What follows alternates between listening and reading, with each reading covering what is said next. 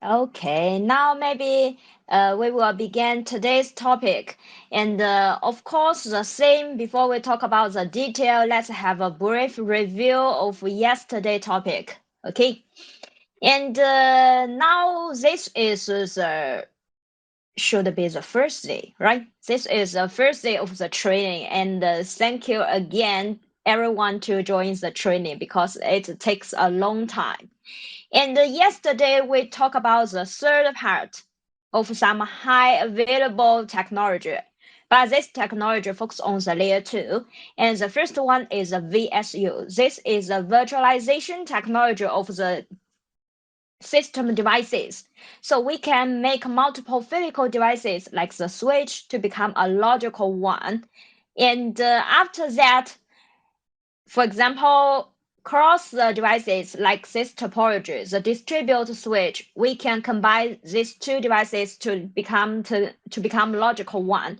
And about the access switch, we can use the link aggregation together, and all the link can be used to follow the traffic. And in the VSU, we also have lots of concepts like first, if these devices in the same VSU, they must have the same domain ID, right? And by default, the domain ID is 1, but you can use the command to change it. And in the same VSU, different devices also need a unique ID, and this ID we call it switch ID. And in the VSU, only one devices will become the master. We also call it active devices. And about these devices, we will have the control plan to do some control function like calculate routing and maybe calculate some forwarding table and let the other member devices get the table and forward the traffic according to those table. And these devices we call is master. Also we call is active. And the other one, we also have to select one to become the backup devices. We also call it slave devices, standby devices. And these devices will get everything from the master two and wait to detect the state of the master. If the master is broken, I will immediately to become a new master and keeps the network work normally. So this is a standby, and the rest of the devices we will select to be a candidate. And how to select the rule, how to define the rule, we will compare the priority. And the higher priority will get the better priority to become master or standby. And we also can use a command to change the priority. So this is a VSU. Of course, very key point of the VSU is VS link, virtual switch link. And this link is special used to detect the state of the devices. We will send out the VSU message and to the master will tell everyone I'm working now and please let me to be the master. So this is a VSU, and the key point will also explain something of the configuration. And the second part, we talk something about the DHCP, right? Because in your network, although maybe wired network, maybe wireless network, if you have lots of terminals, how to get an IP address? If these devices don't have IP address, they cannot work. So one solution, you can use a static way, but about the static IP address configuration, only suitable for the simple network, less devices, less terminals, then you can use a static way. Otherwise, especially in your wireless network, we suggest to deploy the DHCP technology to allocate the IP address for terminals dynamically. And in the DHCP, we have some concepts like the DHCP client, like the DHCP relay, and the DHCP server. And the client is the devices who need an IP address. We call it DHCP client. And about the DHCP server is the devices that we can allocate the IP address, can manage the IP address. And the client and the server will exchange the DHCP message like the discovery, offer, request, and ACK, something like this. And then we finally can get IP address successfully. But all the message will belong to the broadcast or unicast message. So they have to locate it in the same domain, in the same broadcast domain, in the same network. If in your network, your terminal and server were located in different segments, you have to deploy the DHCP relay. And how to let the devices to become the relay devices? We have to use a command to add the devices and let the devices know this one will become the relay. And about the DHCP relay receives the broadcast message from the client. These devices can convert the broadcast message to become a unicast message and then send to the server. So this is a function of the relay. And the last topic of the DHCP, we also talk about the special function of the DHCP snowpin. In your network, maybe you will deploy the illegal server, and the terminal will select the illegal server information and gets the wrong IP address, mask, gateway, and DNS, and so on. So finally, you will find the terminal can get an IP address but cannot visit the internet. So in this scenario, we can enable the DHCP snowpin on the access switch. So this also is a configuration on the switch devices, not about the server, not about the client. After enable this function, the switch will make all the interface to become untrusted interface. And then you can change the interface, connect with the legal DHCP server, and to make the interface to become trusted interface. So later, the switch only will forward the DHCP message from the trust interface and will bonding the DHCP and will generate the DHCP bonding table. And then the switch only will forward the traffic. If the client MAC address and the source MAC address are same, I will help you to forward the traffic. So this is a DHCP snowpin. And one feature we call is loose forwarding. This function, if we enable in our network, because we have some limitation number of the switch. If in the bonding table, the entry is 4, if you don't enable the loose forwarding, all the traffic that not located on the entry table, the traffic will be discarded. Otherwise, the switch will continue to forward the traffic if you enable this function. So this is a key point of the DHCP. And another one for the VRRP.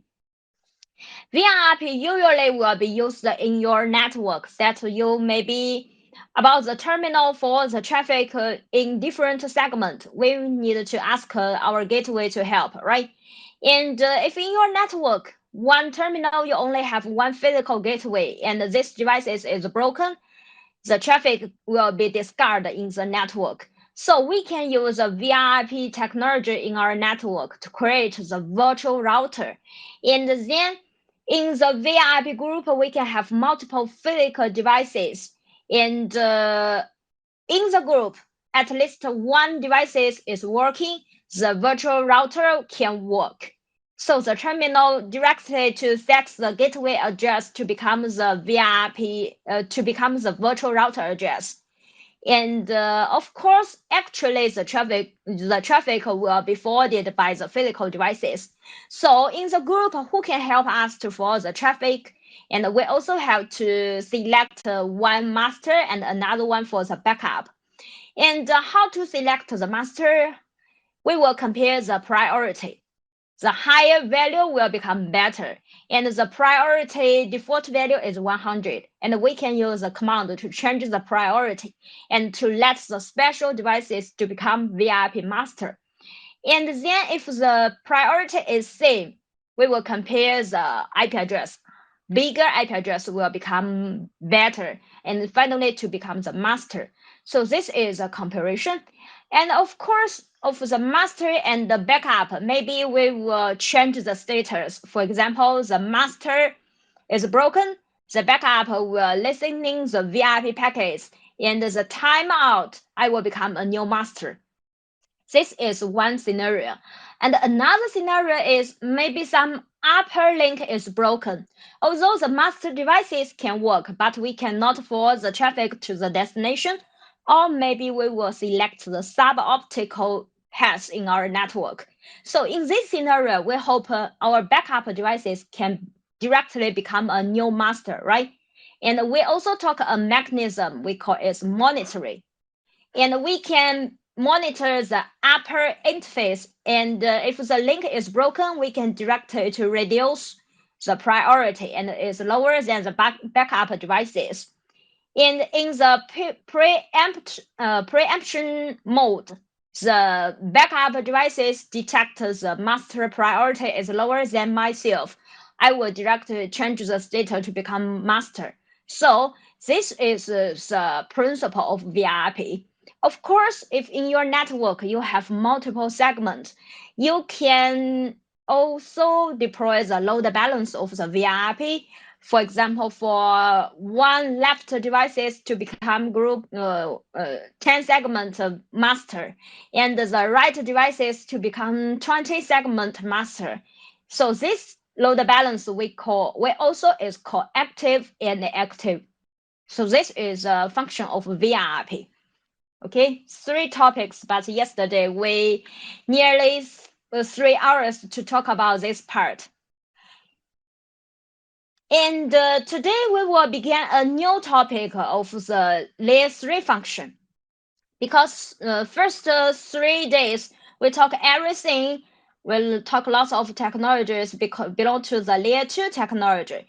The terminal may be located in the same segment or maybe in the same VLAN, how to communicate with each other. But in our network, lots of scenarios, the terminal or maybe some server will be located in different segments. So how to forward the traffic in different segments? In this scenario, we will need a new devices, and these devices have to provide the layer 3 function. That means we can forward the traffic according to the layer 3 information like the IP address, right?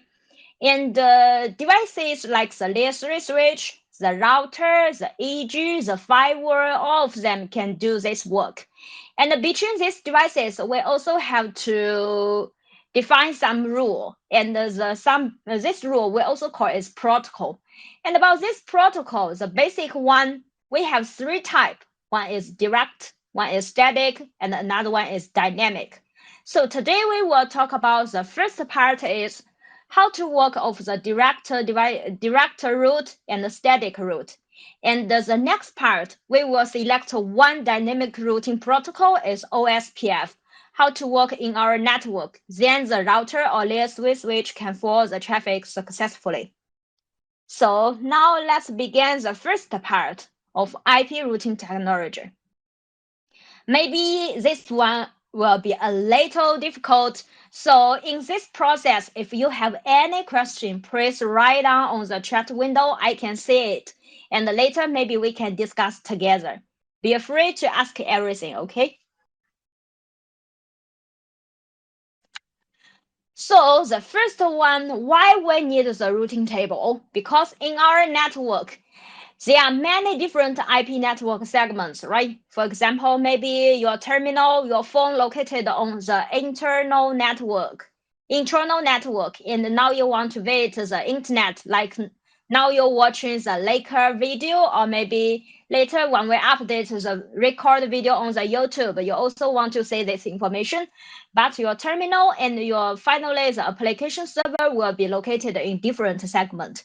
So in this scenario, we have to deploy the layer 3 devices. And the layer 3 devices means these devices have the routing capability and can forward the traffic to different network segments. Of course, they also need a table to recognize, to check. And this table we call is IP routing table. And in the IP routing table, we have lots of routing information. And the routing information will show you what's your destination and the mask you can visit. And if you want to transfer the message, who is your next hop?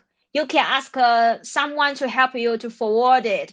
This neighbor we call is next hop. And if you want to choose this path as the best path to forward the traffic, and what's the metric, why you select this route, so this information we will talk later. in the IP routing table. And this table is very important because at the beginning, we also talk a table we call it MAC address table, right? MAC address table will help the switch for the traffic in the same segment. But pay attention, the action is forwarding, discarding, and flooding, right? Do you still remember about the MAC address? And the different one for the routing table is I also will take the message and then to check the IP routing table. And if I don't find the entry, I will direct it to discard it. This is the biggest difference with the MAC address table. If your MAC address table takes the destination MAC address to match your MAC address table, then we cannot find the entry. I will do the action is flooding. So everyone will receive this message, but router or layer 3 switch cannot. I will discard it. So how to make your IP routing table match routing information, and then you can forward the traffic successfully. This is a key point in the layer 3 devices. And after taking this course, you will be able to, the first one, you have to understanding the definition of the routing and what's the parameters we will see in the routing table and what's the definition, what's the information, and what's the meaning. And the second one, in the routing table, you also have to know what different type classification routing information and how to get this routing information from different protocol. And the third one, in this picture, in this presentation, we will focus on the mastering of static routing because directed routing is easy for us to understanding. And the next topic we will talk about the dynamic routing. So about this part, the third one, we have to mastering how to configure the static route and how to provide some aggregation route, something like this. And first, let's see why the routing table is needed. Because for example, in this topology, we have two switches, right? And we have lots of PC 1, 2, 3, 4. And PC 1 and PC 2 in the same segment, 3 and 4 in the same segment. But now, if PC 2 and PC 3 want to communicate with each other, we will find they were located in different segments. And here I have a question for you. Do you know why PC2 and PC3 located in different IP segments? So it's easy for you to understand, or should I explain detail? Why 2 and 3 located in different segments?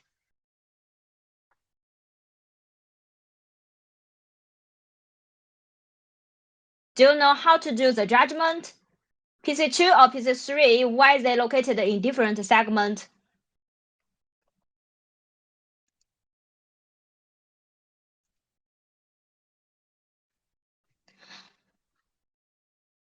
Yes, because of the network mask. So pay attention about this part. It's very, very important. Why we say we have to do the judgment they located in the same segment or not? Because this has a big influence of the ARP. ARP is the address resolution protocol. And if PC2 want to communicate with PC1, the destination is 192.168.1.100. And I will use my subnet mask 24 to compare with the destination IP address. 24 have a simple meaning is if the first 24 bits you are same with me, I think we were in the same segment. Otherwise, we will belong to different segment. So about PC1, the first 24 bits will become 192.168.1, so they are same. And if they communicate with each other located in the same network, I will use the ARP to ask the MAC address because when we do the encapsulation, we have to add the destination MAC address, right?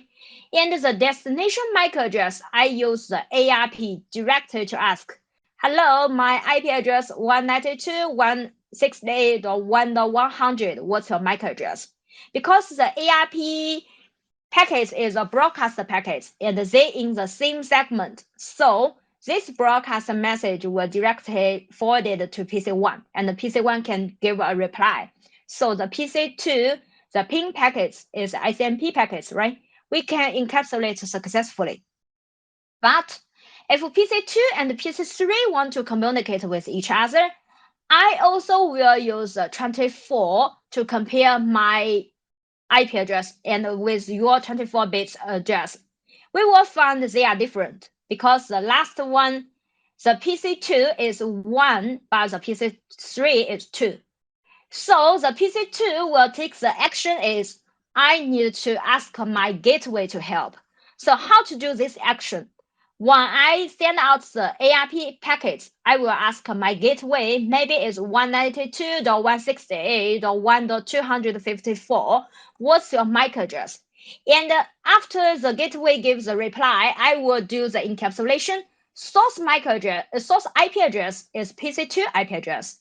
Destination IP address is PC3 IP address. But the different one is source MAC address is PC2, but the destination MAC address is a gateway. That's why we say in our network, PC2 and PC3, if in the different segment, we at least in the network have layer 3 devices, and these layer 3 devices at least one interface to become the gateway of the terminals. So this is the function of the gateway. And about the layer 3 devices, maybe it's layer 3 switch, maybe it's a router. When we receive the message from PC2, I also have to take the destination IP address to check your routing table. And I also have to sure that if you want to wait the destination, and I can have the path to help you to follow the destination. Otherwise, also I will take the message from PC2. I also know this message sent to me, but when I check the routing table, I cannot find the result. I will directly discard the message. So the first one is in your network, you have to at least one layer 3 switch or router to give an IP address as the terminal gateway. The second one in your devices, you have to create a correct routing table. So this is why the routing is needed. And another one, I will give you a question. If we make the PC2 to become mask to become 16, what's the result? PC2 can communicate with PC3 or not? Can you give me a reply? If we make the PC2 mask to become 16, but PC3's mask still is 24, PC2 and PC3 can communicate with each other or not?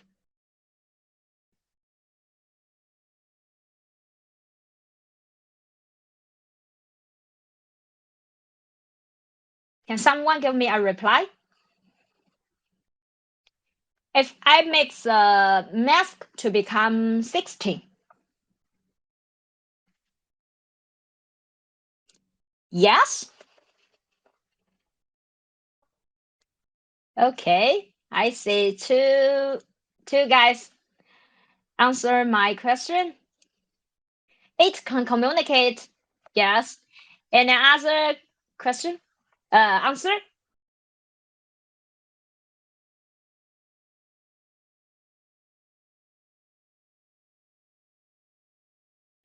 Pay attention in your network. Okay, I see lots of people will think we can communicate with each other. And pay attention about this part.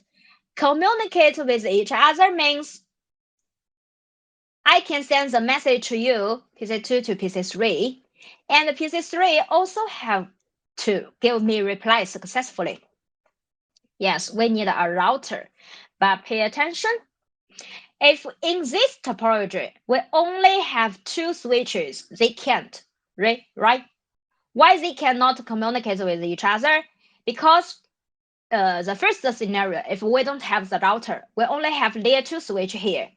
The PC2 ping PC3, according to the mask, I will think the destination IP address is same segment with me, right?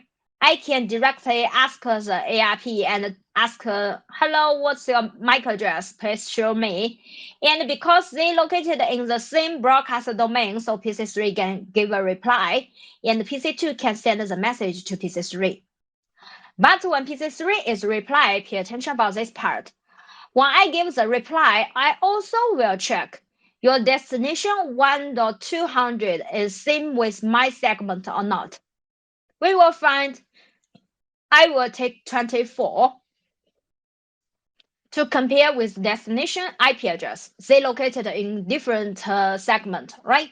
So in this scenario, I will ask the gateway to help me to forward the traffic.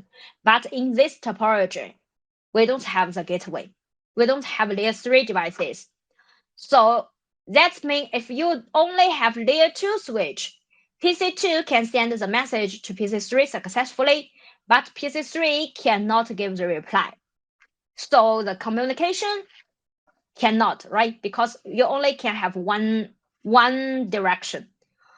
And another one, someone maybe say, if we have a router, they can communicate with each other. If there is a router and I also give an IP address with the PC2 and another IP address with PC3 as a gateway. So as the PC2, when I send a message to PC3, I also will direct it to do the judgment. My destination with my submask is in the same segment or not. After comparison, we will find we in the same segment because the mask is 16. So I will think PC3 with me will be in the same segment. I will direct it to ask, hello, please tell me about the IP address 192.168.2.100. What's your MAC address? And this is a broadcast message. And this broadcast message will send to switch 1. Switch 1 will do the flag to PC1 and also to the router. But pay attention about the router. Router receives this message. I will check what's your IP address and what's the MAC address do you want. And later I will find you want to ask the IP address is PC3, not my interface. And this is a broadcast message. I will directly discard. So if you have a router, they also cannot communicate with each other. So that's why in your network, if you allocate the IP address for the devices and you give the wrong mask, finally they also maybe have some limitation to communicate with each other. And how to do the communication between PC2 and PC3, we also have the technology, but we don't speak here. I show you this example only to let you know the terminal to how to wait the destination. I will use my mask to do the configuration. I don't care about in my network there is a layer 3 switch or router or only layer 2 switch. I only first to do the judgment. If we're in the same segment, I will direct it to use the ARP to get the destination IP address, what's your MAC address. But if we use a mask to do the judgment, and then we find we located in different segment, I will ask the gateway to help. So in your network, if we, in the second scenario, if I ask the MAC address of the gateway, your configuration of the gateway must be correct. So this is a key point why I show you this example. So if in this topology, only layer 2 switch, or maybe we add a router, the mask to become 16, there are also some problem. There are also some problem of the communication between PC2 and PC3. Okay. Then let's see what means routing. And the routing is the process to receiving a packet from an interface. And we have to search our table, and in the table will show you what's your correct next step. And this correct next step also includes what's your destination, what's your out interface, what's your next hop, something like this. So like this topology, left we have one segment, right? And the IP segment is 192.168.1.0/24. And about the right one is 2.0/24 and two broadcast domains.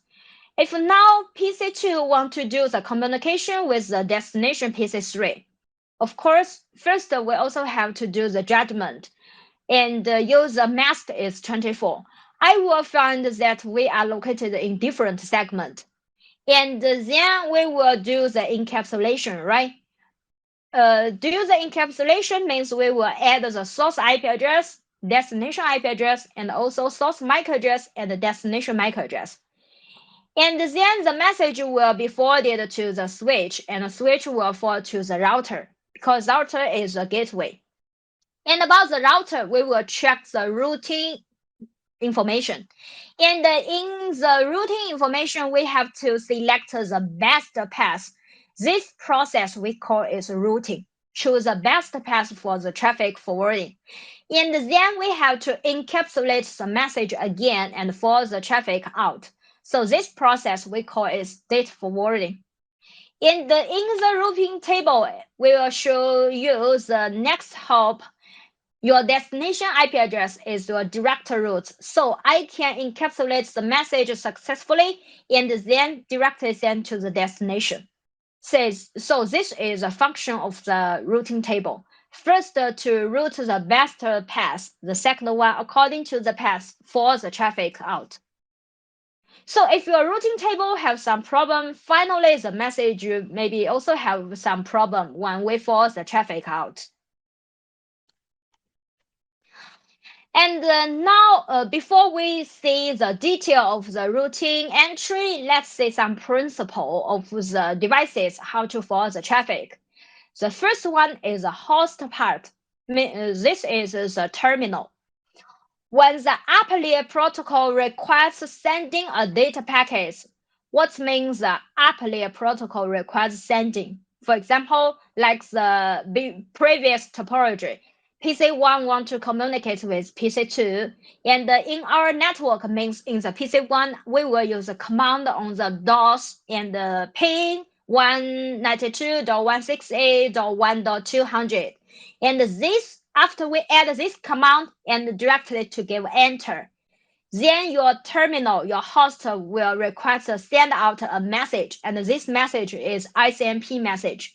Of course, if you use your terminal to telnet one router, and the app layer protocol is a telnet protocol encapsulated into the TCP, the port number is 20, destination port number will become 23, and then we will encapsulate the source IP address and the source destination IP address, and also continue to encapsulate the source MAC address and the source destination MAC address.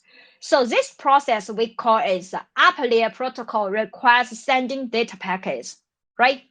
And then after we know which protocol we have to do the encapsulation, the next step is whether the destination is directly connected or not. This is a process we talked before. We will use our mask to directly match your destination IP address. If the network part is same, that means we directly connect with each other. That means we located in the same segment, maybe in these two terminals, or maybe with terminal and network devices, we have lots of layer 2 switch. It doesn't matter. We also think they are directly connected with each other according to the IP information. If yes, we will direct it to reserve the destination host hardware address. That means we will use the ARP to ask my destination IP address, what's your MAC address? This is a yes. Otherwise, if it is no, we will use the ARP protocol to reserve the gateway or maybe the next hop. If this device is a terminal, we will ask the gateway what's your MAC address. If this device is a router or layer 3 switch, we will ask according to the routing table, what's my next hop, your MAC address. And then we will do the encapsulation and send out the message. So this is the important one. We have to do the judgment your destination is directly connected or not. So the key point is how to judgment this IP address belong to the same network or not. we will check the network part, use the subnet mask. For example, I will show you some examples. Like this two address, 10.1.1.1/8, 10.2.1.1/8. These two IP addresses in the same network or not? If you think they in the same network, please write 1. If no, please write 2. They in the same or not?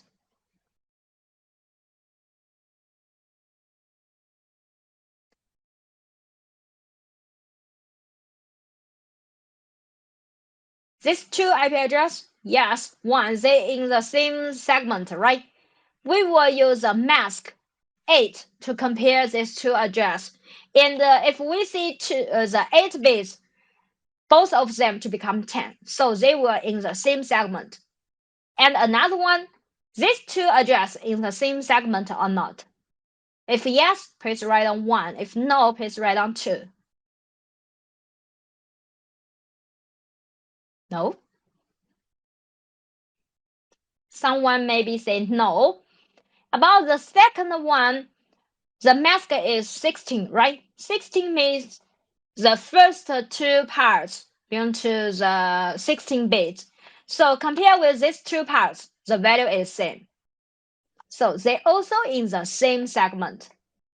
If this IP address communicate with each other, I will directly ask my destination IP address, what's your MAC address? Please let me know. And the third one, they were in the same segment or not? Also, do you think they in the same? Please write 1. Yes, I already see some answer. No, right? The mask is 24. Yes, correct answer. 24, we will see the first 3 parts. If they are different, we will find they located in different segment. Okay, so this is the first one, very important. That's why we say when you use a DHCP or static way to give the IP address of your terminal, you must to give correct IP address of the gateway. Otherwise, if your terminal do the communication within different segment, they cannot wait with each other. But if they in the same segment, it doesn't matter. I don't care about what's the address of your gateway. And then let's see the direct routing table, how to do the communication. Like these devices, PC1 and PC2, PC3 and PC4 connect with the router. And PC1 and PC2 now in the same segment, right? Because the mask is 24. If we do the command on PC1 is ping 192.168.1.200, then the PC1 will do the encapsulation to use the ICMP. And let's focus on the information of the layer 2 and the layer 3. About layer 3, we will encapsulate the source IP address. The source IP address is 192.168.100 because we use this command on PC1, and we can directly get the IP address from PC1 network card.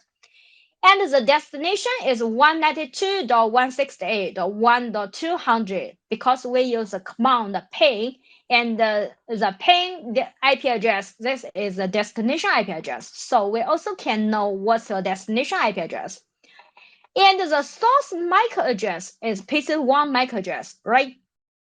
And about the PC1 MAC address, I also get it from my network card.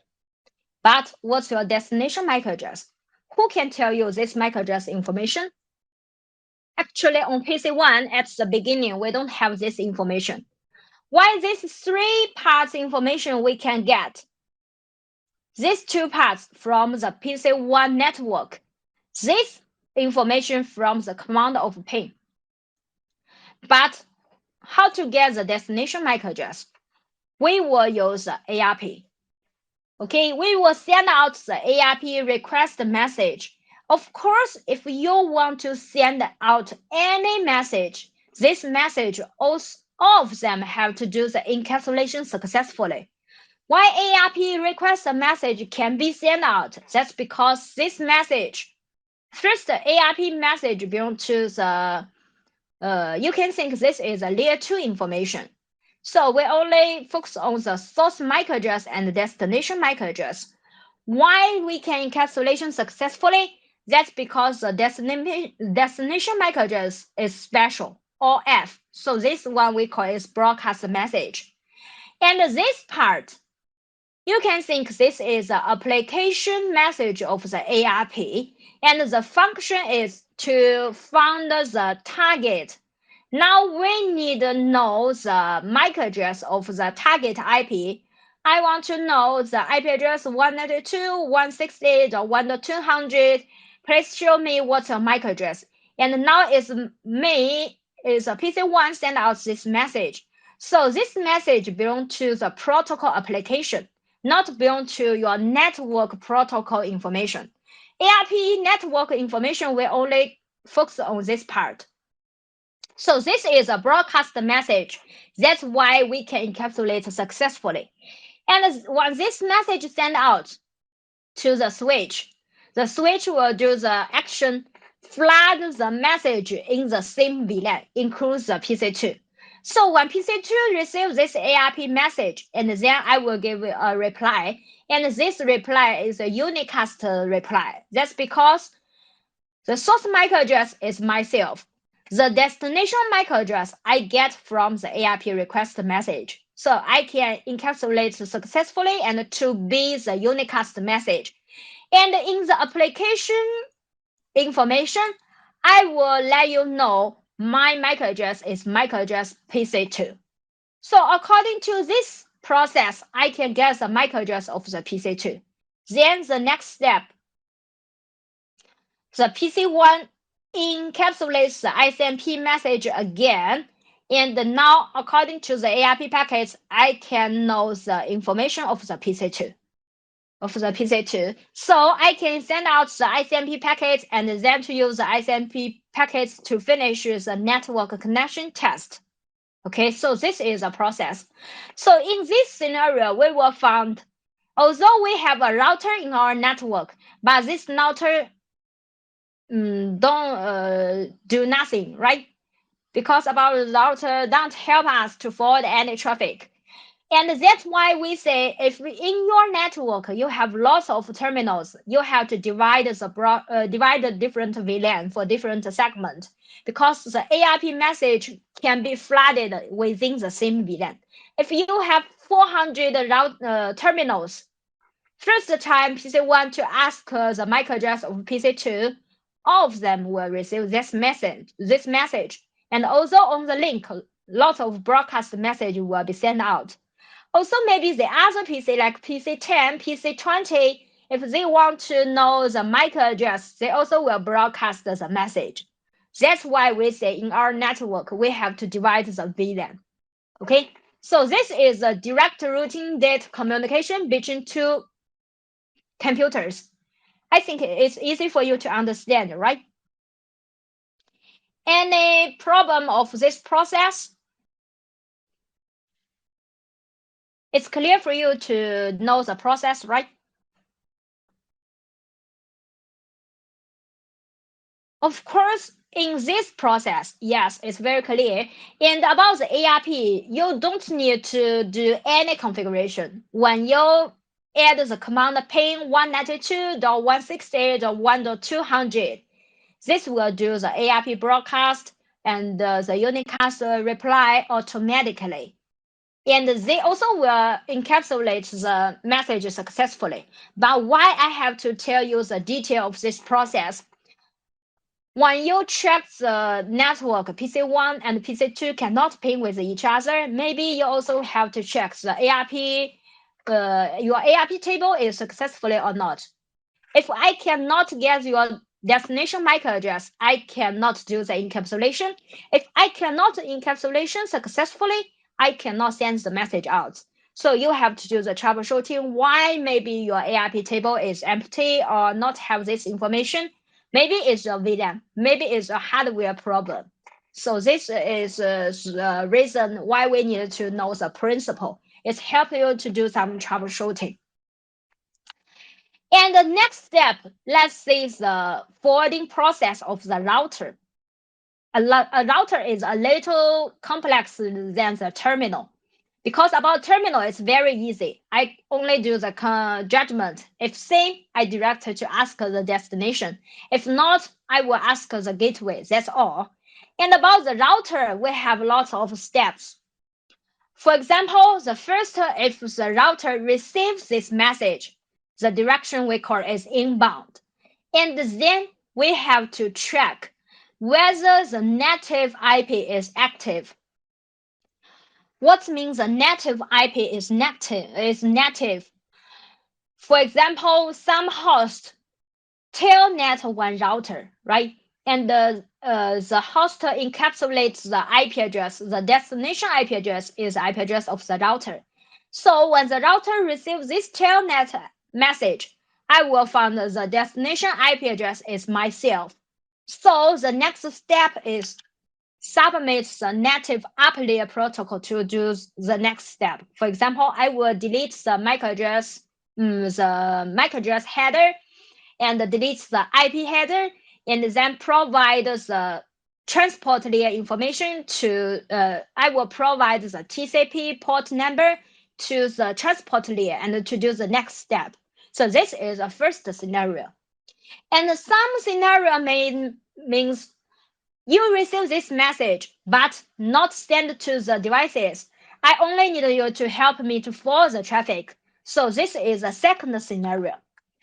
I have to do the judgment whether the purpose IP is your destination IP. In the message, I receive the packet, right? I have to check the destination IP is directly connected or not. Okay, directly connected means I check the packet, the destination IP address is same segment with one of my interface. So this one we call is directly connected. Otherwise, when I take the destination IP address to match your IP routing table, and I found this IP address not the same segment with my interface, we think this is not directly connected. So if we have this judgment, what's a different result? If we found the destination IP address is same with my interface, I also have to do the encapsulation again, right? Because about this process, the router only is do the function to help us to forward the traffic, not to receive the message. I will forward the traffic. When I forward the traffic, I also have to do the encapsulation again. That means we will add the source MAC address and the destination MAC address. And what's the special destination MAC address? If we found the destination IP is directly connected, we will use the ARP to ask the destination host, please tell me what's your MAC address, and then send out. But if we found the destination IP address is not directly connected, I also have to encapsulation, but the destination MAC address is different. Who will be your destination MAC address? If we are not directly connected, that means before I send the message to the correct destination IP address, within this router and the destination, there are at least one layer 3 devices. Maybe it's a router, maybe it's a switch. So I have to send the message to my next devices and let them to help me to forward the traffic again. Continue. So how to let the next hop devices to help us? I have to add the destination MAC address to become the next hop devices. So I will use the ARP to ask the next hop router, what's your MAC address? So if we do the judgment which found your destination IP address is in the same segment or not, will have a big influence to ask your destination MAC address. So this is different. That's why maybe in your router and in your routing table, you have the incorrect next hop. Finally, you also cannot forward the traffic successfully because if you have the incorrect next hop, you will not get the correct MAC address. Nobody will help you to follow the traffic continually. And after we encapsulation successfully, then we will send the message out to the correct interface. So this is the process. Of course, how to do the judgment that the destination IP address is directly connected or not. Also, the same process to take the destination IP address and compare with the routing table. Of course, we will take the routing table mask to match the destination IP address. If the network part is same, we will find we are directly connected with each other. And this is the forwarding process of the router. Okay, so the router determines the address of the next hop router by looking up the routing information. So next hop is very important parameters of the routing table. And let's see the process. If we have non-direct connection router of data communication. In this scenario, we have 4 pieces located in different segments. And here is a router. If now PC2 want to communicate with PC2 want to communicate with PC3, they are in different segments, right? Because the IP address is different. Of course, now with this topology, we can immediately know they located in different segments. And PC1 also have to ping 192.168.2.100. And then the PC1 or PC2? This should be PC2, sorry. This should be PC2 to ping PC3. The PC2 have to do the encapsulation. The source IP address is the IP address of PC2. The destination IP address is the IP address of the ping of this IP address 192.168.2.100. And the source MAC address is PC1, right? From my network card. And the destination MAC address should be the gateway. The gateway is the router gateway gigabit 01. Of course, how to get the MAC address? This is the same process of the ARP. I will ask my gateway what's your MAC address, and then router will give a reply. Then when we finish encapsulate the message, then I will send out to switch 1. When switch 1 receive it, I will forward this ICMP message according to the MAC address table, right?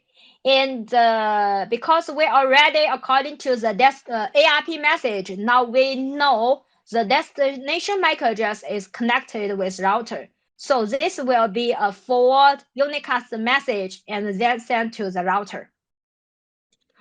When the router receives this message, first, because the destination MAC address is my interface address, so I will do the de-encapsulation. Do the de-encapsulation means I will delete this part. So pay attention about this one. If your destination MAC address is not the MAC address of the router, that means the router will not deal with the message. I will directly discard. That's why we say when PC2 ask the MAC address should be asked the gateway. So this has a relationship. Why you have to ask the gateway? Because the router receives the message. Only the destination MAC address is my interface MAC address. I will do the de-encapsulation. Do the de-encapsulation means we will delete the MAC address header and take the destination IP address to match your routing table. And after we check, we will find now about the router. We have 2 direct routes, right? One for segment 192.168.1.0/24. Another one for 192.168.2.0/4. And about the destination IP address is directly connected with my interface. So I will do the de-encapsulation again.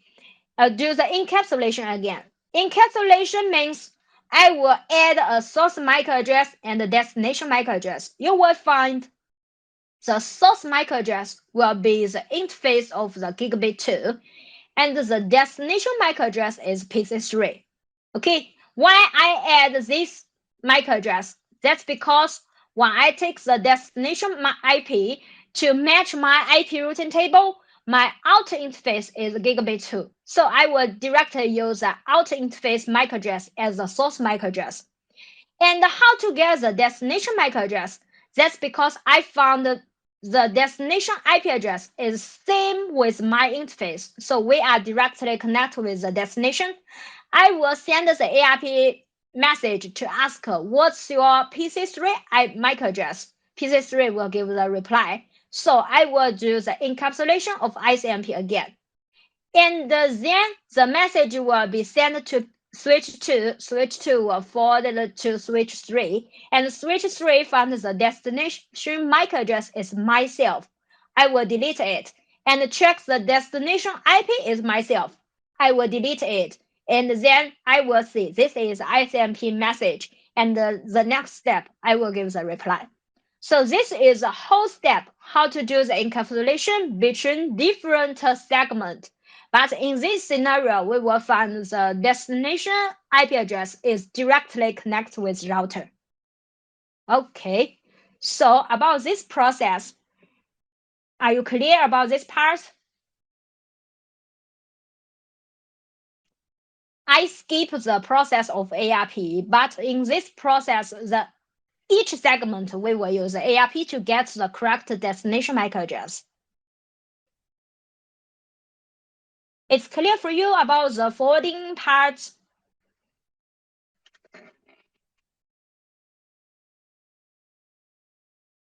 It's clear? Yes. I hope if you have any question, please write down or maybe open your microphone. We can discuss together. Now we talk about this part belongs to the forwarding plan. And later we know how to forward it. We will understand why we need the routing table, why need your destination, why we need your mask, why we need your outer interface or next hop in your routing table. It's better for you to understand the control plan. We now only talk about the forwarding plan, how to forward the traffic successfully. Of course, maybe you use the other applications like Telnet, like HTTP. It's the same process of the network layer and data link layer, but the difference is the upper layer we will encapsulate different applications. But about the network forwarding, it's same. And let's say in our network, we say if we want to forward the traffic between different segments, we have to add some layer 3 devices. And these devices have to help us to do the routing, to select the best path and forward the traffic out. And we have lots of devices we can use to deploy the routing program, like the router, the layer 3 switch, and some firewalls, and some export gateway, e.g., and also some servers special with the software but can provide the compatibility of the routing, like some technology of NFV, something like this. So we can divide the devices to become two plane, one for control plane.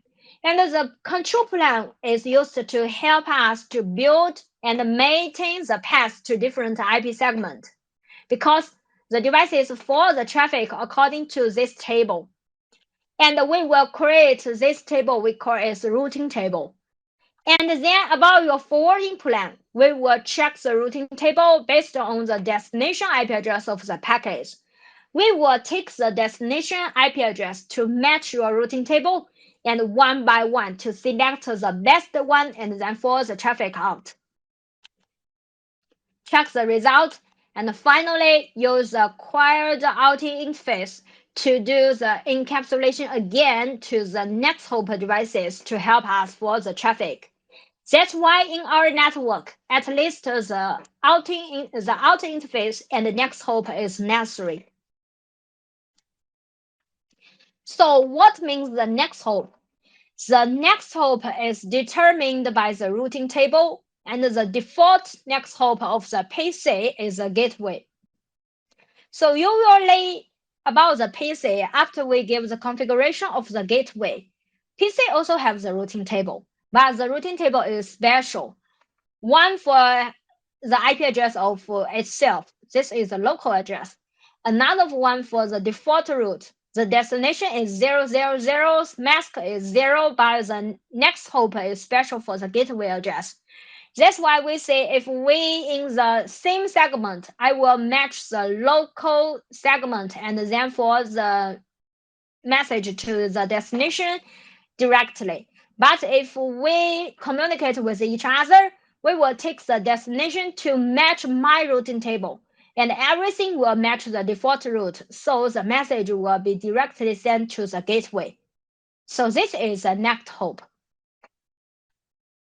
And in this topology, if PC2 sends the message to PC3, the first next hop is the gateway. So the next hop is the gateway of 1.254, and the message will be sent to the router. And when the router takes the destination IP address to match the routing table of the router, I will find the destination IP address is directly connected with the router. So I will send the message to PC3 directly. Okay. And when the address of next hop, when the packet returns, PC3 gives a reply to PC2, the next hop will become the gateway of PC3. Okay, so this is the next hop. But pay attention, if the next hop is not directly connected with the first router, like this topology, between the PC2 and the PC3, they want to communicate with each other. In the media, we have lots of routers, router 1, router 2, and router 3. And the PC2 sends the message to 2.100. And then the next hop will become the route 1 interface to route 1. And when route 1 receives it, I will take the destination to match my routing table. Of course, in this topology, we will find there at least two paths, right? One for this one and one for another one. So who will be the best path in our routing table? Depends on which protocol you use. This part we will talk later. Anyways, according to your routing table, the router will select route 2 as the best next hop.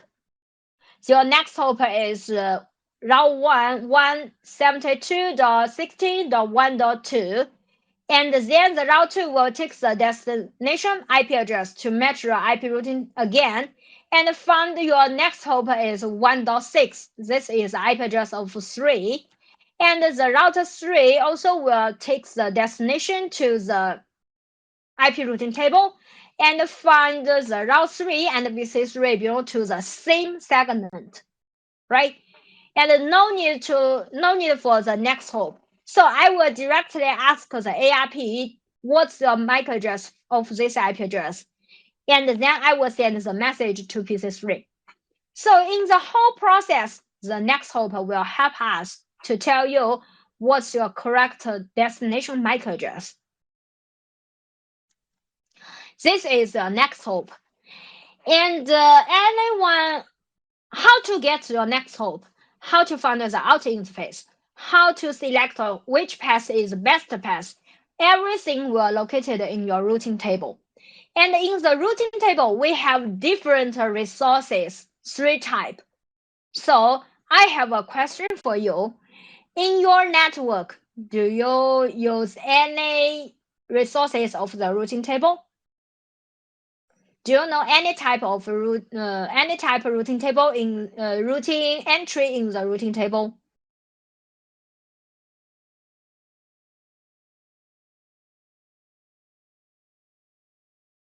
How to make the route to become entry in the routing table? What's the type? What's the way? Do you know this one? What type of routing sources?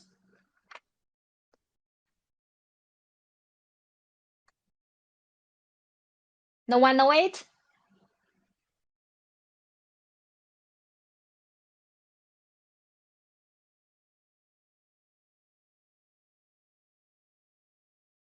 Anything do you know about the routing table?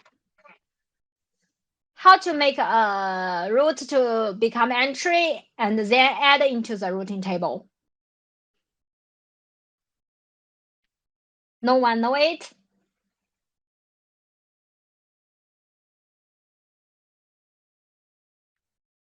Of course, if no, maybe I will show you some answer. The first type of the routing table is the direct connectional routing. And this is the basic and easiest way to become a routing table to become a routing entry. And when you have an active interface, that means you use a cable to connect with a switch or maybe router, and then the indicator is green, and then you give the IP address. Pay attention. If you want to get the direct routing, you at least give the IP address. And then the interface the IP address of the interface, the network address will become a direct routing in the table. So this is the first one. And of course, normally we will have two type interface. One is a physical interface, right? Directed to let some Ethernet interface and give the IP address. Of course, this interface must to become the layer 3 interface. The second one, you also can create some VLAN interface. We call it SVI, VLAN interface. And you have to create VLAN at first and let the physical interface to allow the VLAN path. The second one to enter the VLAN interface to give an IP address. So this also will become a direct route. And the next one will have some logical interface, like the loopback interface. Okay, these are several interface. When you give the IP address, then you can see the direct routing information. And the second one is a static routing. And the static routing, like the name, we need the administrator to manually configure it. For example, except the direct route, maybe in your network, you have lots of routers. And the other network, you also need to have the routing information. Then you can follow the traffic. And how to let the devices know all the network devices. If the administrator adds the configuration one by one, this one we call it static routing. So this type only can be used in the small and simple network. For example, if you have 400 segments and you only know 10 direct route, and the rest of route you have to add it by the administrator, this will be very complex. And maybe when you do the configuration, there's some mistake. And another one is if the link or device is broken, this link have to be deleted. Otherwise, maybe the devices for the traffic according to the wrong routing information. But how to delete, how to add a new, this also have to be done by the human or manually. So in the bigger network, complex network, we have to use the third part of the dynamic routing.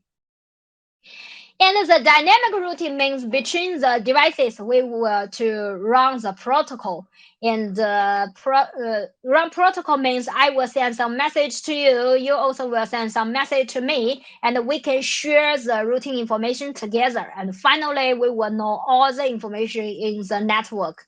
So this is a dynamic. And the advantage means if we add the new network or maybe delete some new network, they will automatically exchange this information together. We no need to delete one by one. So this is an advantage. Of course, the disadvantage is because we have to exchange some message with each other, and this message also will take some resources. If in your network, your network is bigger, maybe this message will take more resources. So there are three types: direct routing, static routing, and dynamic routing. Okay. And these three type routing information is used to help us to make the routing table bigger and let the router to know everything of the network. For example, about these three routers, we have lots of segments, right? About the route 1, we have three direct connect with each other. But if route 1 want to visit the destination like 192.168.2.200, if they want to follow the traffic to route 3, we have to let route 1 know in the network there are also another network, there are also some other segment. And how to let route 1 know? One way we can use a manually way to configure the static and who is your next hop and what's your outer interface. This all the things will be done by administrator. And another way, maybe we can use a dynamic protocol, and route 3 and route 2 will share with you, except these three segments, our network still have like this one, and also this one. So these are different ways to let route 1 know the network information. And here is an example of the routing table of route 1. About route 1, the first one is a routing source. This one is very important. And this will tell you how to get the routing information. Direct connection routing. After you give the correct IP address of these three interface, we will get these three parts. And the next hop is the IP address of the router itself. And the outer interface is the physical interface of route 1. The metric is 0 because we don't need to do anything, only give IP address, I can get this information. So the metric will be 0. And another one, we have two dynamic routing. Of course, in your real routing table, also will show you which dynamic routing you use. And by dynamic routing protocol, we get two segments. One for 2.0, this segment. Another one for 172.16.1.4. This is the segment of route 2 and route 3. And if we want to visit these two destinations, who can help me? Route 2. So the next hop is a route 2 interface IP address. And if we want to this destination, the interface of F0/1 will be the outer interface. And the metric is 20 and 10. Because how to visit the destination, maybe we also have the other one like the route 3. I will compare some parameters and finally to select the best one and add it into your routing table. And the last one of the 192.168.3.0/24, this is the segment of route 3. How to visit this one? We use the administrator to add the command and to show you who is your next hop, who is your out interface. Because this one we static configure it, so the metric will become 0. Because between devices, we don't need to negotiate everything. So this is a routing table entry. And of course, in the route 1, if we don't have the segment of the last one, and now we receive the message. The destination IP address is 192.168.3.3. Route 1 checks the routing information one by one, and we don't find the match information. The message finally will be discarded. So how to follow the traffic successfully? The key point is to let the devices have the full routing information. So this is a routing table entry. And in the routing table, the one parameter we call is metric. And the metric is a parameter used by the routing table to measure the metric of the path. That means if we have multiple choice to visit the same destination, which one should be the best one? I will consider about the metric. And different routing type have different metric. The direct routing table, the metric is 0. And the static routing table also is 0. But the dynamic, like the OSPF, we will choose a higher bandwidth link as the best way. And about the RIP, also is a dynamic routing protocol. We will select the smaller hop account to become the best path.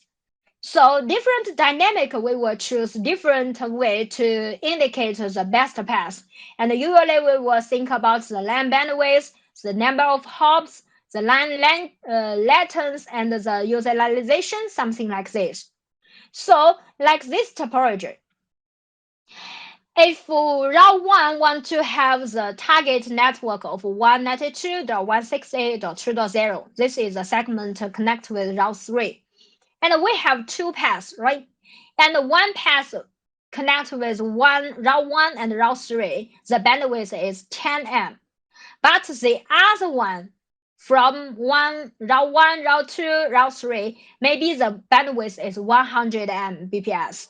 So, but normally we think if we want to visit the destination of 2.200, we hope we can select route 1, 2, 3 as the best path. But if we use different dynamic protocol, like if we use OSPF, we will select this link as the best one. But if we use RIP, RIP will select the best path. If we pass through less router, we will think this path will be better. So in this scenario, they will think the route 1 and route 3 is better. So that means different routing information, we will use different metric to do the test. Okay, to select the best path.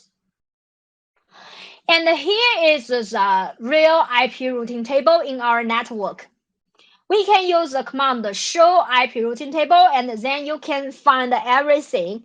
The first part is some explanation of your network, and the code, different code value indicate different type. The C means the direct connection routing, and S means static routing, and R means the RIP, and O means the OSPF. Both of them belong to the dynamic routing protocol. And about the O, pay attention. OSPF is a little complex because although O is OSPF, but we also have OSPF IA, E1, and E2 to indicate different types of OSPF routing. And this star indicates the candidate default route, the route entry with an characteristic of the default routing. For example, we add a special default route in the routing table, and we can see the characteristic of the star. And the first part is the source type. We'll show you how to become the routing table here. And the next part is a target network and the mask. And this range will decide which segment you can forward the traffic out. And the next part is the administrative distance and the metric. And these two parameters will finally decide if you have multiple choice of the same destination, which one should be better. We will compare these two parameters. And the next part is the next hope. How to help us to forward the message. Who can help me? This is your next hope. And the next one is the outer interface. And this outer interface is the interface of the local. But the next hop usually is the IP address of the other site devices. So this is the IP routing table. So how to select the route to become the best route and add into your IP routing table. And pay attention, in your IP routing table, the entry should be the best one. We will select the best route into the table and forward to the traffic. Of course, best or not, compare with the same destination. For example, here we have lots of devices, and while we have multiple choice, we will compare the administrative distance at first. We also call it AD. And about the AD, smaller value will be better. Okay, will be better. For example, the default value. If we directly connect the routing, That means we give the IP address and then get the routing information. This value, AD value, will be 0. If we static configure the routing information, the value will become 1. OSPF is 110. RAP is 120, and unreachable is 255. The range is from 0 to 255. These are special. Of course, different vendor, maybe the AD value will be different. So this is a little different. And the network wide option of RAP and the new RAP will be entry. That means like this topology. If we have used the dynamic routing protocol of RAP to choose this protocol to calculate the routing information, we consider the network as the hope as a hope account. So if we visit the destination of this one, 3.0/24, according to the RAP, we will find the best next hop is 3, right? This is a RAP. And the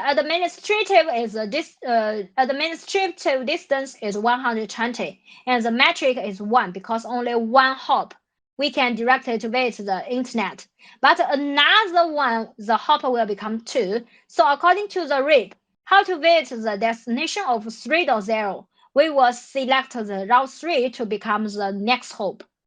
But if we run the protocol of OSPF, OSPF will choose the highest bandwidth as the best path. So if we run the OSPF protocol, first we will delete the RAP and select OSPF as the best path because compare the AD, 110 is smaller than 120. So this one will become the best one. And according to the OSPF, who is your best next hop? Route 2 is your best next hop. Your next hop address is different. So pay attention about this part. If we have the same destination here, 3.0, and we have multiple choice, one for RAP and another one for OSPF, we will compare the administrative distance and the smaller one is better. But if the destination is different, for example, calculator of the routing of the RAP, the mask is 60. But OSPF, we will find the 3024 OSPF. These two routes will be added into the routing table at the same time because they have different destination. Okay, so compare the same, we will select the best one. But if they are different, all of them will be added into the routing table. So this is AD. So how to select which one should be added into your routing table? Because in your routing table, this will be the best one and finally to help us for the traffic. And there is a principle. First, we have to compare the target network. If the target network, they are same, we will continue to compare next one. If they are different, all of them will be added into the network. So how to judgment they are same or not? Also take the mask and to compare the network part. Okay, so this is the first one. And if the network is same, we will compare the AD value. And according to the AD value, smaller one will be better. But except the direct routing, the AD value is 0 and cannot be changed. But the other like static, OSPF, or RAP, we can use a command to change the AD value. If the AD value also is same, we will compare the metric. Okay, we will compare the metric. And after the metric comparison, we will select the smallest metric to be the best one. Okay, if metric also is same, all of the message, all of the routing information will be added into the routing table and finally to provide the load balance. okay, to provide the load balance. So this one is very important principle when we calculate the routing information in the routing table. So about this part, any question for you? This principle will have a big influence in your network. For example, maybe you have static route, you also have dynamic route like OSPF or maybe RIP or maybe ISIS, right? And which path finally you want to choose in your routing table, finally to follow the traffic. You can change the AD, you can change the metric, finally to plan the routing table according to your real network. So this is the principle we have to know. Any question of this part?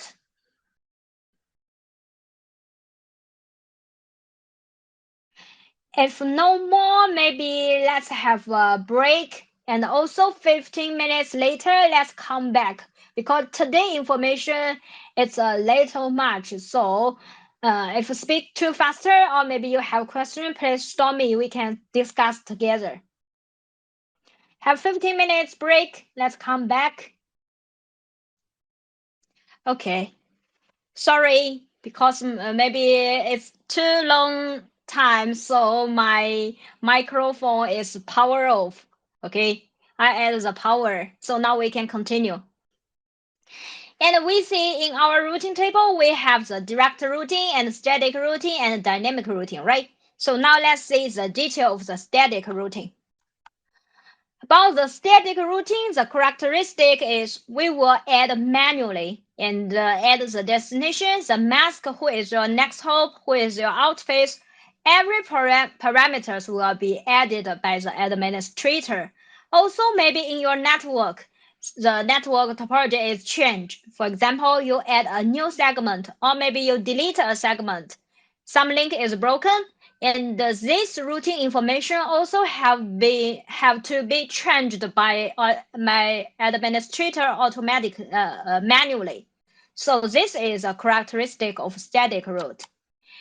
And the static routing information is locally valid. For example, if you have 3 routers, you configure the static route on route 1. The other router don't know this information, so this is local valid. And another one is static routing information only can be used in the simple network, because your larger and complex network maybe it's very so many segments you have to add, and if your topology change, we cannot shoot ball automatically. This is a very big problem. But if you use the static routing information, it is a high network security, because we don't have any negotiation and relationship between different devices. So although maybe some attacker connect with your network, they cannot get any information of the routing, because we don't send the routing information for the devices. But dynamic routing protocol cannot, because we will exchange lots of information and to get the routing table at last.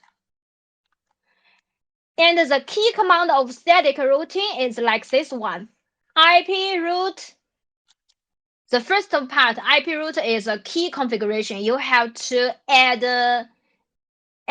use the same words, IP route, and then to give the target network, and give the subnet mask, and then to give the next hop address or the outlet interface.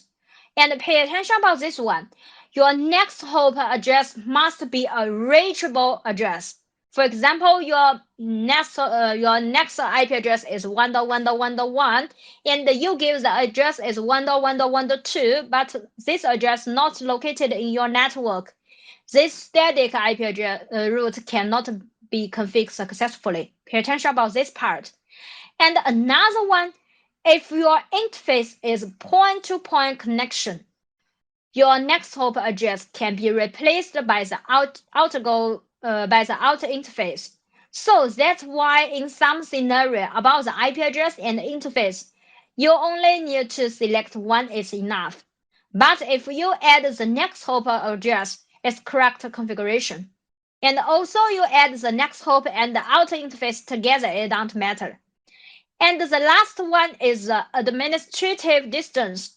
You also can use this one to change the AD, but if you don't change, we will use the default value to become 1. Of course, you can change the value to indicate this static route to become the best one or not. Okay, this is the option configuration of the distance. And here I will show you some examples to let you know what's the key configuration of the static. Like this router, there are 3 routers, right? 1, 2, and 3. And we have 2 service network 1 and network 2. And between these routers, we also have the segment for IP address of the interface. And if you only have 2 interfaces in one link, the subnet mask 30 is enough. If you use a certain interface, at least 2 addresses can be used, one for route 1 and another one for route 2. And pay attention about the others. If the router different physical interface, the IP address must belong to different segment. Pay attention about this part. Okay. Now, if you want to make the communication between net 1 and net 2, all the router at the beginning, if you give the IP address, they only know the detail of the direct route, right? And route 1 doesn't know the segment except 1, 2, 3 link. So about route 1, you have to let the route 1 know the net 2. Route 3 have to know the net 1. And about route 2, you also have to add the configuration to let the route 2 know the segment of route 1 and route 2, because we want to use the path is net 1, route 2, route 3, and net 2. So if this requirement, we have to add the configuration like this. In route 1, you have to add the IP route, destination of route 2, and the mask, and then is a next hop. And this next hop is the IP address of route 2. And about route 2, we have to add 2 static, one for net 1 and another one for net 2. Because about route 2, we have to help for the traffic from net 1 to net 2, and also have to reply the message for the message from net 2 to net 1. So we have 2 segments. One, the destination is net 1, and the next hop is route 1 interface. But about net 2, the next hop is route 3 interface. And pay attention about this part. When you do the configuration, your next hop should be the direct interface of the router. You cannot directly, for example, on route 1, I think net 1 is connected with route 3. So I configure the next hop to become this interface. In some scenario, maybe your next hop is unreachable. So if you give the wrong next hop address when you use the command show IP route in your IP routing table, you cannot find the segment you added in your device. Pay attention about this part. Your next hop is very important. And about route 3, we also have to give the reply from net 2 to net 1, right? And the segment is 192.160.1.0, and this is a subnet mask, and the next hop is route 2's interface. So this is a basic configuration. It's clear about this part. And the question here,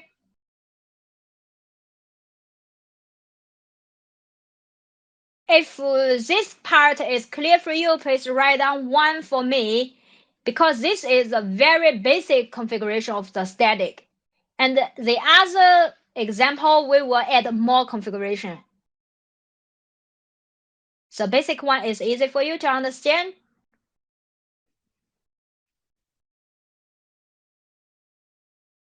Yes?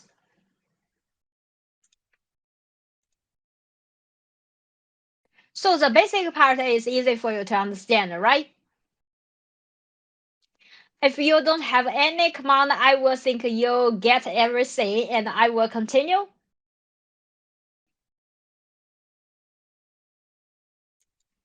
Okay, so this is a basic one. And then you use the command to track the information, show IP route, and accept the C direct routes. Okay, the C direct routes. And you also can see lots of static routes. We use the command to add, right? Route 1 have one static route, route 2 and route 3.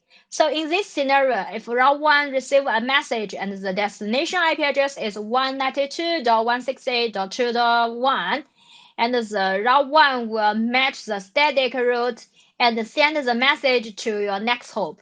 And your next hop is route 2. And the route 2 takes the destination to match your table again, find this table and sends the message to 1.3.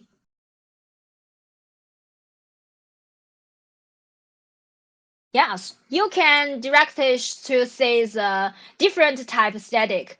And you can add another limited like the dynamic, like static, something like this to track the detail. Only belong to this part. And route 2 will send this information to the next hop of route 3. And about the route 3, I will direct it to match the direct connector router of this part. So this is the basic one and the static route. And the second one is special static route. We call it the default routing. And the special one means the destination and the mask, all of them to become 0. Okay. And if you manually configure the default route, and we can say the type will become static. Of course, in the dynamic routing protocol, you also will be get the default route, maybe. And in this topology, we also can use some default route to indicate the configuration, like route 1 and route 3. We add the default route. Pay attention, default route. This is the last truth in our IP routing table because when we forward the traffic, we have the principle we call it longest subnet mask matching, right? Why we say this is the last truth? Because your mask is 0. So if when I receive the message, I can match the other segment. I will not choose the default. Usually, when you do the configuration on your EG router, on your gateway devices of located in your network to visit the internet, maybe you will see the default route. Because about route 1, if route 1 visits the destination to net 2, and if you have only one outer interface, you can use the default route to indicate everything. Okay. On route 3, you also can see this default route. But pay attention, on route 2, you cannot add two default route to indicate one to become net 1, another one to become net 2. There is a problem. The default route only can be used, for example, when you visit some destination and you only have one outer interface, you can use the default route to indicate everything. Otherwise, if you have multiple outer interface, suggest not to use the default route. Okay, so this is a default route, special static route. And another one for the floating static routing.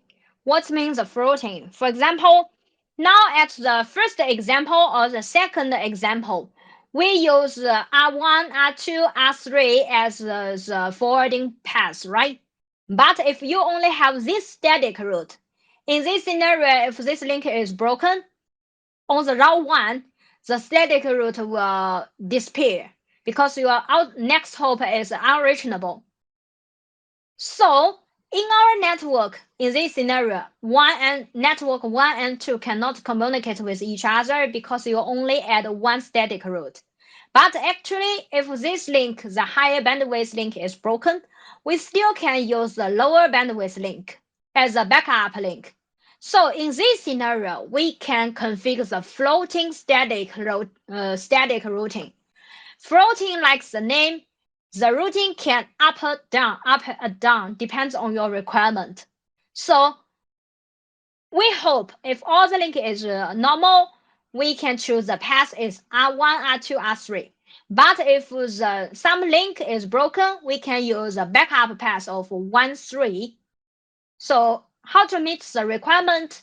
We can give the configuration here. On R1, we can add 2 static routing, the same destination mask, the same destination, the same mask, but different next hop.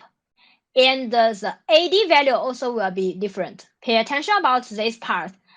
Flow static routing must have the same network, same mask, indicate we will visit the same destination, but different next hop. Pay attention.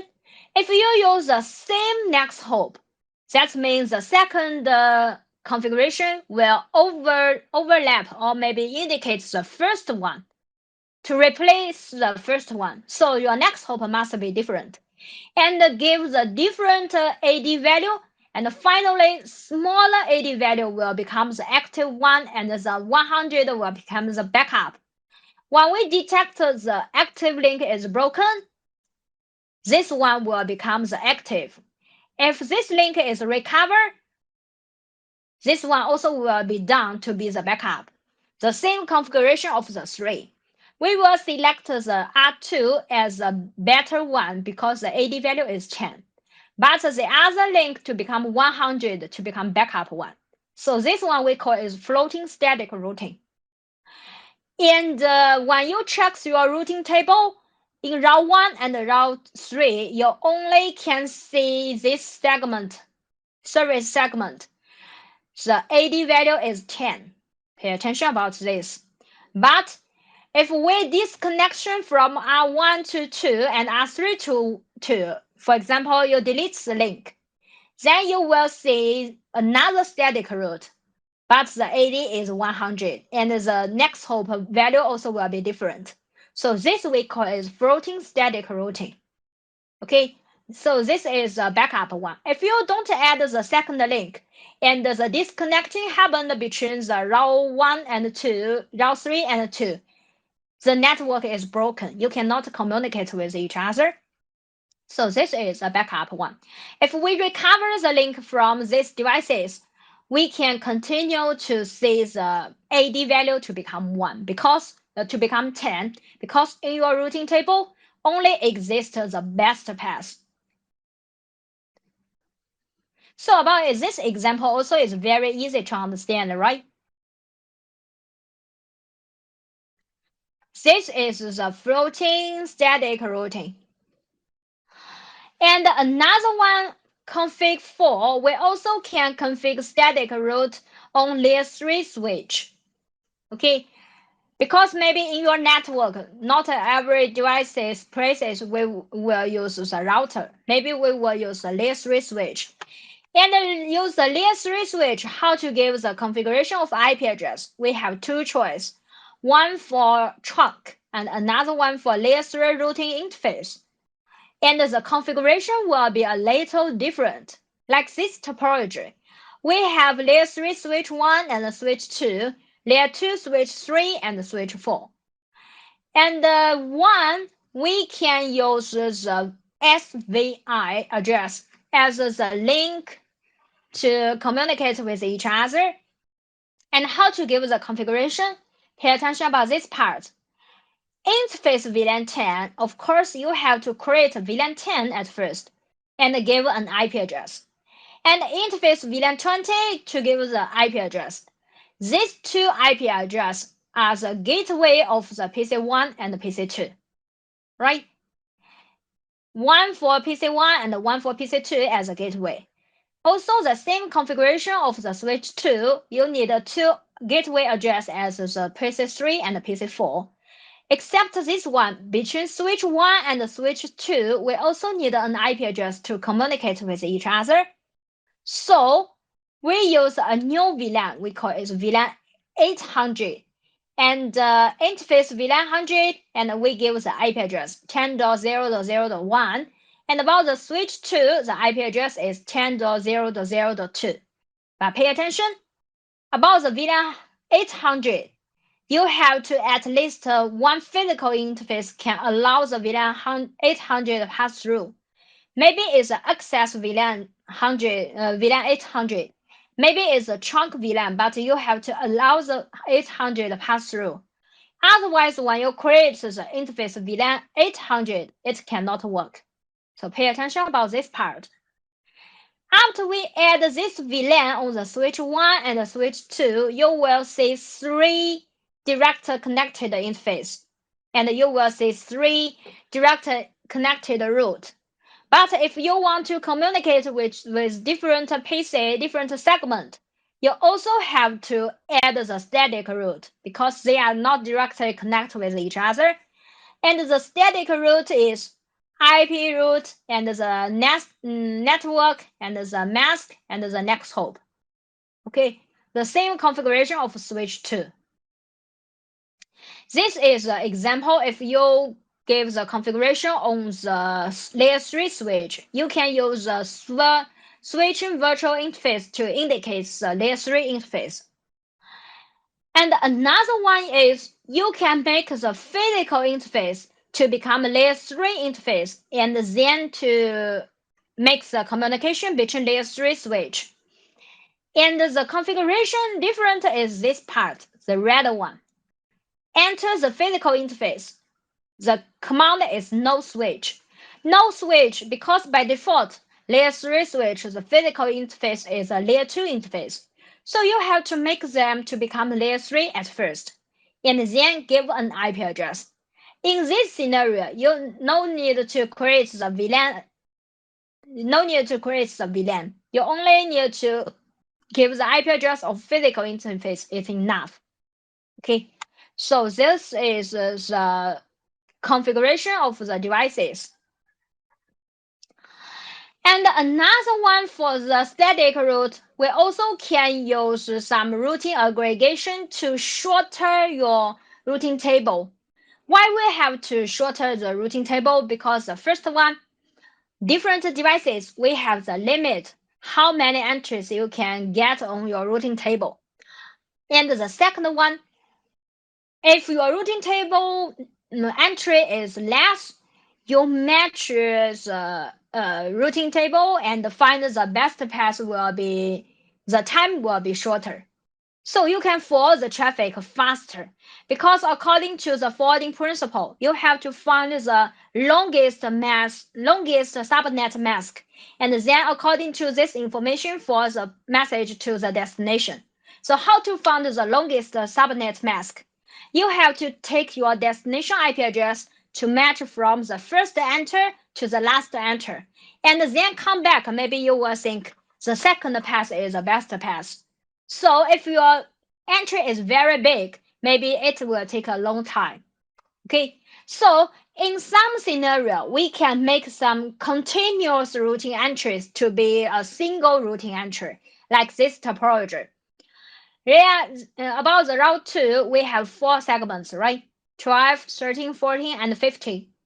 And if route 1 want to visit these 4 segments, at least we have 4 routing information, right? But we can make this 4 segment to become one logical segment because for the route 1, if I want to visit the 12 segment, the next hop is route 2. If we want to visit the 13 segment, next hop also is route 2. So I want to visit every segment the same next hop. So in this scenario about route 1, normally we have to add the 4 segments, right? 12, 13, 14, 15, the same subnet mask, the same next hop. But we can use one router, 172, 16, 12.0, but the mask is different. We can use the mask 22 and this network to indicate 4 segments. So in your IP routing table, you only see 1 segment. Your entry will be shorter. And also, if you want to wait 12.1, I will match this one to transfer the message to route 2. If I want to wait 14.1, I also will match this static routing and send the message to route 2. So this is the advantage of routing aggregation. But pay attention, when you do the routing aggregation, this range should be cover the segment as much as possible. That means, for example, if you use the /16, we also can have the segment include the 12, 13, 14, and 15. But the 16, we have 256 segments. So the coverage is too big. You have to make the mask is better, only cover the coverage. This is a good result. Otherwise, maybe you want to visit the destination of 20.1, also match this segment and send to the R2. But finally, R2 will find this destination is not existed. And if you have some missed configuration of the route 2, there is a loop in the router. So this is one point you have to know it if you do the routing aggregation. And another one for the routing aggregation, we also have some limitation, like this topology. And here we have route 1, route 2, and route 3. Route 1, we have two segments, 12.0, 14.0, and route 3, we have 13.0 and 15.0. And now if we do the route aggregation on route 2, use this segment to indicate these two segments. And another one side, we also use this one to indicate these two segments. Then, about route 2, we will have two static routes, one for 12.0, and another one also is 12.0, but one next hop is route 1, next hop is route 3. And this is a load balance result, right? Because they have the same AD. And this time, if PC send out the message, the destination is 172.16.12.1. And the message sent to route 2, and route 2 receive it. There is a question. Should I match it and send the message left or right? Which one should be correct? Can you show me the answer? The left one is right or the right one is right?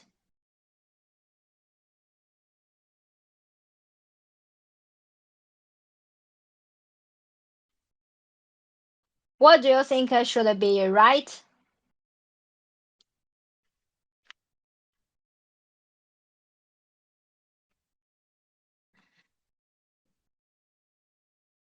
So about route 2, pay attention.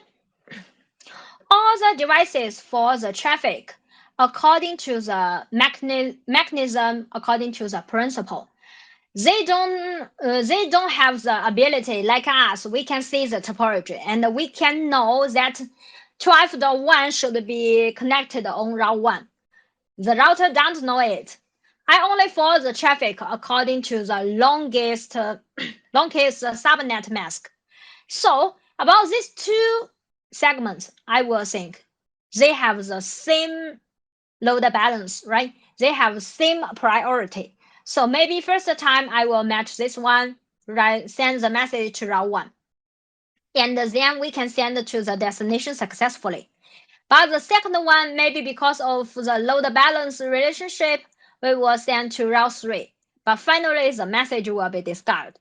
So you will find maybe you ping your network to a destination 12.1, one ping successfully, one is not successful. But the third one also is successful, but the fourth one is not. So this maybe is the scenario. You do the route aggregation have some problem. So that's why we say on your routing aggregation, the segment should be continuously routing. Okay, continuous routing. So this is a limitation. So when you do the IP address plan in your network, you also have to consider about this one. Maybe you will do the aggregation in the devices. So these are the key points we have to know it. So this is the limitation of the routing aggregation. And the next part is about the dynamic routing. And about the dynamic routing, we have lots of protocols like the RIP, like the OSPF, ISIS, and BGP. Dynamic routing protocol means we will calculate, maintain the network routing information, and then they will negotiate some parameters and share the routing information together, and finally to calculate this routing, and finally to add the best one into the routing table. So this process, we only to enable the function is enough. So in the bigger and in the larger and complex network, we hope to use a dynamic protocol. And the different protocol will be encapsulated into different network layers, network protocols. Like RIP, RIP is directly encapsulated into the UDP and use a port number 520 to indicate the RIP protocol. And the OSPF will be encapsulated into the IP and use the protocol number 89 to indicate OSPF. But BGP is encapsulated into the TCP, and the port number will become 179. And another one, there are main 4 steps for the dynamic routing protocol to find the neighbor. Neighbor means who with me use the same routing information and the same dynamic protocol. This router or layer 3 switch, we will say this is our neighbor. If one router running the RIP, one router running the OSPF, they cannot establish the neighbor relationship. And the next one, why we want to discover the neighbor? That's because I want to share some routing information with you. Only the router use the same dynamic protocol. I send the routing information to you. You can recognize and calculate, finally add into the routing table. So the second step, I will exchange some routing information. The third one, we will do the calculation of the routing. And when we do the calculation, that means maybe when we wait some segment and we have multiple choice and who will be the best one. Different dynamic routing protocol, we have different choice. And the last one is a maintain. Maintain also is very important because maybe you add a new link or delete a link. We have to update all the time to tell everyone what's the newest result. So all the dynamic has 4 steps, but different devices, a different protocol, we have some detail different. For example, how to calculate the routing information. RIP will ignore this step. My neighbor tell me who is the next step. I only add one hop and continue to forward the traffic according to my neighbor information. So it's very easy to get a loop. But about the OSPF, I will get detail of the whole topology and detail the best path based on the database, based on the link station database, and select the best path, and finally to forward the traffic. So different dynamic routing protocol, different mechanism, detail, but main 4 steps are same. And in the dynamic routing protocol, there are some basic concepts. And how to choose the routing protocol, we have lots of metrics like the calculation correctness of the protocol.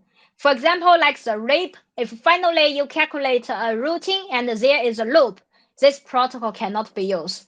The second one is the routing convergence speed. If one link is broken, how to calculate the backup one? How to immediately tell everyone to delete the wrong message? This also is a very important parameter. The second one is protocol occupies system overhead. For example, like the RIP, I will send all the message all the time. Although maybe one link is broken, add one link or add a new link, I will send everything to my neighbor. Maybe I already have 2,000 entries. I also will send everything to my neighbor. So this will take lots of resources in the network. And the next step is security. And about the security is the protocol itself can support or not. For example, like OSPF, I can support some authentication, but this authentication not for the terminal, not for the customer. The security is used for the dynamic protocol itself. When we negotiate the parameters, I can add some password. If we can recognize the password, then we can continue the next step. Otherwise, maybe I will think you are an illegal router. And the last one, the protocol applicable the network size. So the big, very complex, or maybe in the government network, we will choose a dynamic like the BGP, not use the OSPF, ISIS, or RAP, or static. Also, that's because BGP is very useful in the big network, according to the principle. Of course, the BGP is the most complex protocol.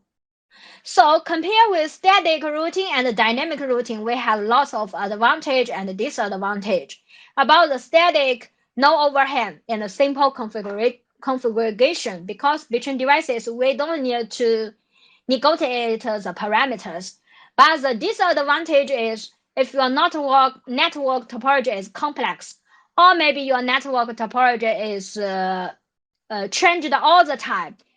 In this scenario, we suggest to use a dynamic routing protocol, but the disadvantage is we need the resources overhead and a little difficult to use the command because you have to know the principle and then you can configure the command better to make your network calculate better or maybe change better or maybe your network more security.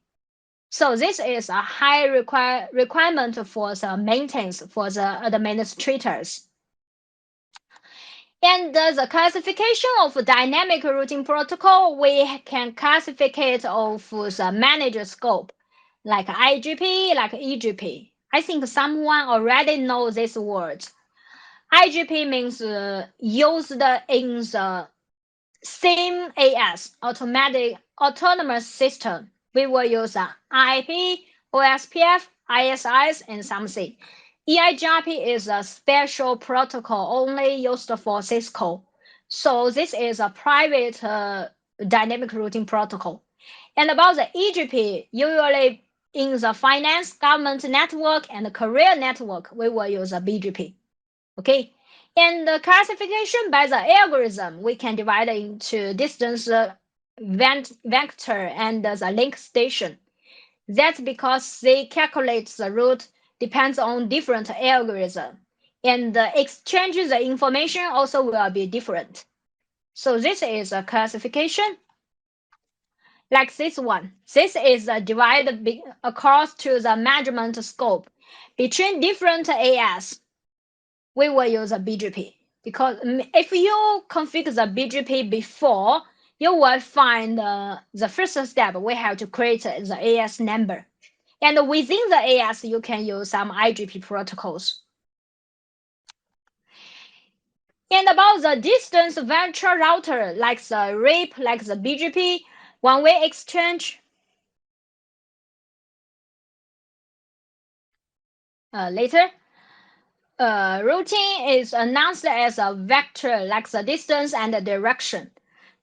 So how to select the best path? We will according to the hop. About the RAP, one hop means one router. Okay. And by the BGP, one hop means one AS. Okay, one autonomous system. So use the RAP maybe it's very possible to happen the loop in our network. And they also directly to share our routing table. How to wait the service step. Please to wait my neighbor. And my neighbor how to wait the next the destination. Please to check with my upper neighbor, something like this. So every router don't know the whole topology information in our network. So in some scenario, we will choose to use a link station routing protocol, like the shortest path first, right? And About this protocol, we will share the link state information, includes the IP address, the mask, the network type, the link overhead, and all the neighbor information, and also the cost value of the link, because the cost value is response for the bandwidth, something like this. So they will have lots of information to store this information to to store this link information. And we will have a table, we call it neighbor table, to store the neighbor relationship. And we also will have the link state database, and then use the special algorithm SPF, shortest path first, to calculate the correct result and add them into the routing table. So this protocol, we need lots of resources. Yes, we need a lot of resources. But if the link is broken, we can immediately to select the best one. Okay, so we will find the neighbor and then to share the topology information, then to simulate the database and add the special algorithm SPF, finally to get the shortest path priority tree. And here we will don't have the loop. Okay, and finally add this routing information into the routing table. So this is the characteristic of link station routing protocol. And about this topic, we nearly 3 hours to topic about the IP topology, basic topology technology. The IP routing technology is very important for us because we have to know why the IP routing table is so important. Because all the layer 3 switch for the traffic according to this table. And then how to follow the traffic, what's the principle? We take a long time to tell with you about the ARP process, right? How to do the encapsulation, and then we can understand the routing table parameters better.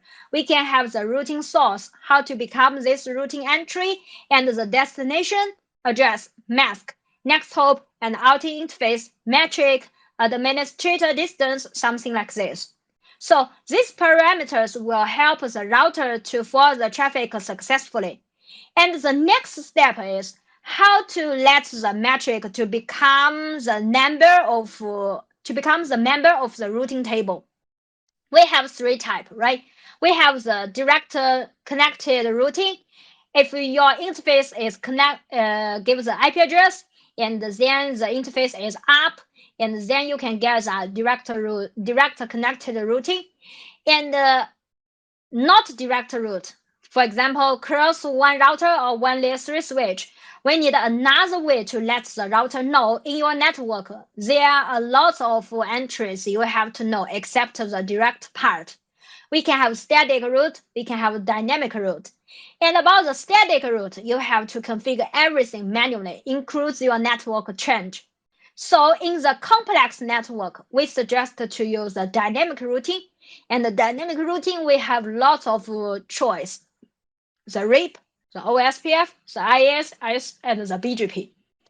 Of course, about the RIP, we will not talk detail in this training. But I think maybe some scenario we will use a RIP because the configuration is very easy. But is your network a little big? Maybe we will choose OSPF and ISIS. Of course, in more bigger network, in the Korean network, we will choose the BGP protocol. Okay, and we can divide this dynamic routing protocol by the algorithm, by like the distance vector routing and the link state routing. Or maybe we also can divide the management scope to divide to become IGP and the EGP. And EGP now we only have one protocol. The protocol we call is BGP. So today nearly 3 hours, but we only talk about the IP routing technology because this part is very important for you because maybe some network scenario you never use a dynamic protocol, but the static protocol I think everyone will use.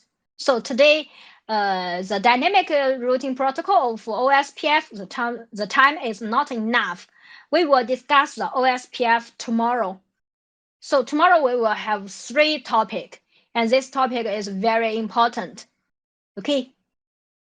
So about today's topic, do you have any questions here? Let me see one question. How long time for failover on OSPF and BGP? This is a good question. Because about the OSPF and the BGP, if one link is broken, they can immediately use the update message to tell the change to the neighbor, and they can directly calculate a new link. So we don't have the time limit of the protocol itself. Depends on your network bigger and your algorithm, but it's very faster. But if one device is broken, for example, I cannot detect my neighbor hello packets about the OSPF. By default, broadcast type, 40 seconds we have to wait, and I will find my neighbor is broken. And about the BGP, I remember is 180 seconds because we use a keep alive message to send out to detect the neighbor relationship. So if in the network and between 2 routers, for example, like the OSPF, they are not directly use a cable to connect with each other. We will use another technologies together to detect my neighbor status, like the BFD. But if they directly connect with each other, the link is broken, I can immediately get the result information and to tell all my neighbor to calculate immediately.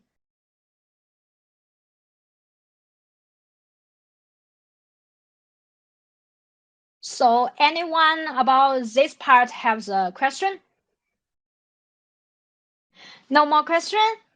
If not, maybe today's training is stop here. Can we? Of course, we have the command. We can have the command to change the time to limit the hello message to send out time shorter. But with suggestion to depends on your real network.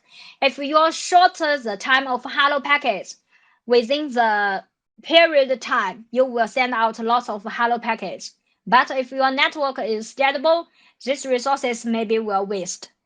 So we suggest in the complex network, complex link, if this link or the other site devices not managed by yourself, you can combine some detection technology together, like the BFD, together to make the detect time shorter.